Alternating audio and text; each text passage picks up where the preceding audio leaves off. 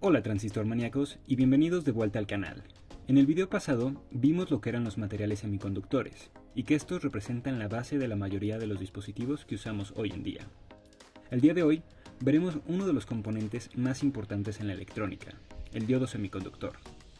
Este es el primer componente de estado sólido que veremos.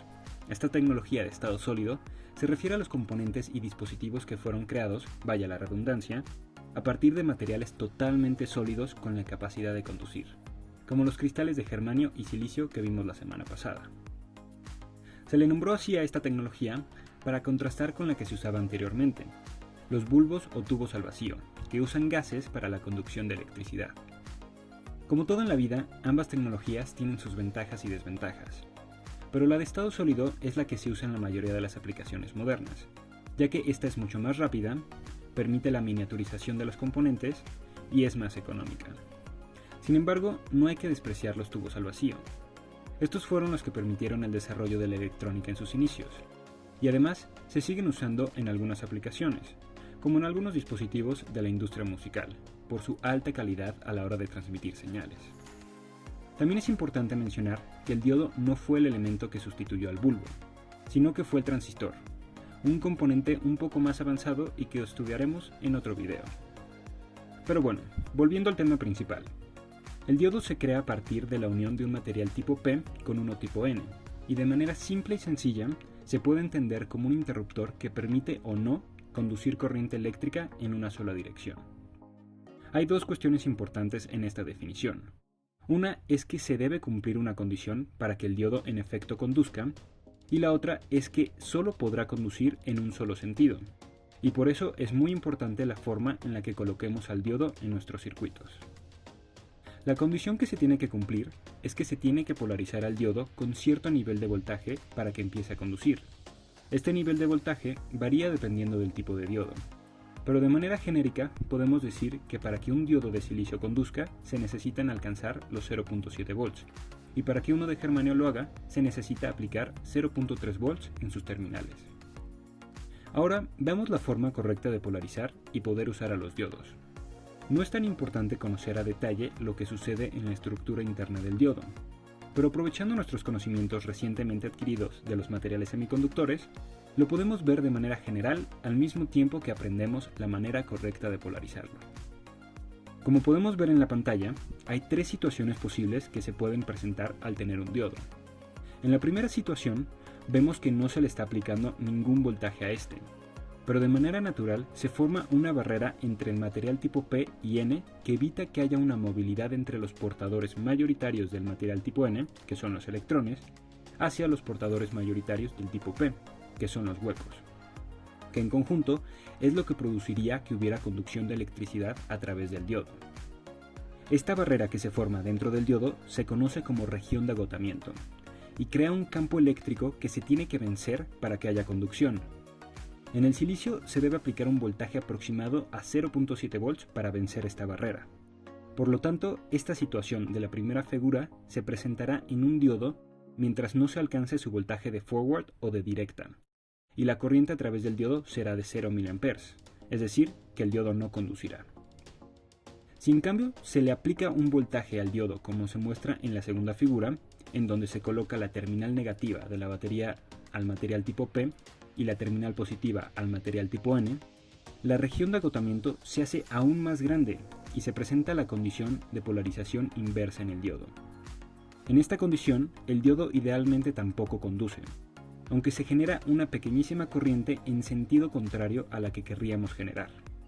Esta se conoce como corriente de saturación inversa, y normalmente está en el orden de los picoamperes. Ahora, en la última figura, podemos observar la forma correcta de polarizar a un diodo, y esta es conectando la terminal positiva de la batería al material tipo P, que en el diodo se conoce como ánodo, y la terminal negativa a la terminal tipo N, que en el diodo se conoce como cátodo. En esta situación, al aplicarle un voltaje mayor o igual al voltaje de directa del diodo, que en el silicio es de 0.7 volts, el diodo sí es capaz de conducir y deja fluir corriente a través de él. En la vida real, un diodo es de aproximadamente 4 milímetros de largo y consta, por ejemplo, de un chip de silicio con su parte N y su parte P, como lo hemos estado estudiando. recubierta totalmente por una resina para protegerlo, tal y como se ve en pantalla. A continuación, también podemos observar el símbolo que se usa para su representación, que básicamente es un triángulo horizontal o acostado con una línea vertical en su extremo. Esta línea vertical del símbolo corresponde a la línea que también podemos observar en el diodo físico. Esto para poder identificar las terminales del diodo, en donde la parte de la izquierda de la imagen es el ánodo, la que va a positivo, y la parte de la derecha es el cátodo, la parte que va a negativo. La corriente del diodo siempre va a ir en sentido en el que apunta su símbolo, como si fuera una flecha. Tomando en cuenta cómo está colocado el diodo en pantalla, la corriente fluiría de izquierda a derecha. Otra cuestión importante del diodo semiconductor es que es un elemento no lineal. Esto significa que no se comporta como una resistencia, cuyo aumento en el voltaje es proporcional al de su corriente. El comportamiento del diodo está descrito por la ecuación de Shockley, que es una exponencial, como podemos ver en la ecuación y en su gráfica característica de corriente-voltaje que se muestra en pantalla. En la ecuación, ID es la corriente del diodo o que fluye a través de este. IS es su corriente de saturación inversa. VD es el voltaje del diodo. N es una constante empírica cuyo valor puede ser 1 o 2 dependiendo de varios factores, aunque para términos prácticos se suele usar 1, y VT es el voltaje térmico, cuyo valor suele estar entre los 20 y 26 milivolts. Este voltaje térmico se puede calcular con la fórmula que aparece debajo, en donde K es la constante de Boltzmann, que es igual a 1.38 por 10 a la menos 23 joules sobre Kelvin, Tk es la temperatura en grados Kelvin, y Q es la carga del electrón, que equivale a 1.6 por 10 a la menos 19 coulombs. Ahora, enfocándonos en la gráfica característica del diodo, podemos ver que hacia el lado derecho, en el segundo cuadrante del plano cartesiano, se encuentra la región de polarización directa. Esta es la región en la que queremos que nuestro diodo esté operando. Y viendo su gráfica, podemos observar cómo a partir de que se alcanza el voltaje de umbral o de directa del diodo, la corriente que éste permite transmitir aumenta exponencialmente, dejando pasar un flujo considerable de corriente.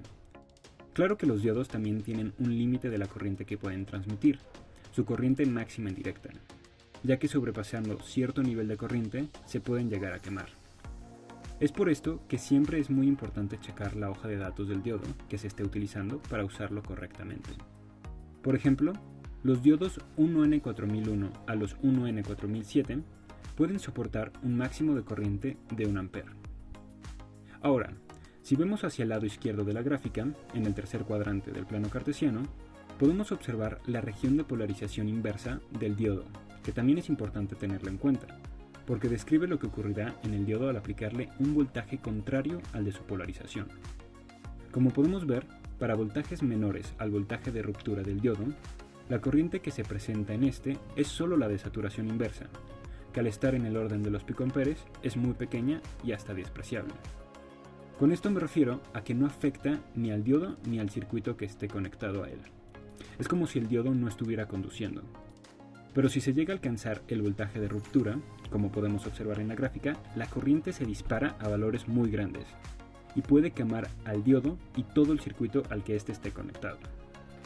Como se pueden imaginar, por esta cuestión, también resulta muy importante revisar en la hoja de datos el valor del voltaje de ruptura para usar al diodo adecuadamente, según las especificaciones de la aplicación que estemos implementando, ya que justamente uno de los usos más típicos que se les da a los diodos, aprovechando su característica de idealmente conducir en una sola dirección, es la de proteger componentes en los circuitos y convertir corriente alterna en corriente directa. Si te ha gustado el contenido de este video y te gustaría aprender a resolver circuitos con diodos, no olvides darle like y suscribirte al canal. Hasta la próxima.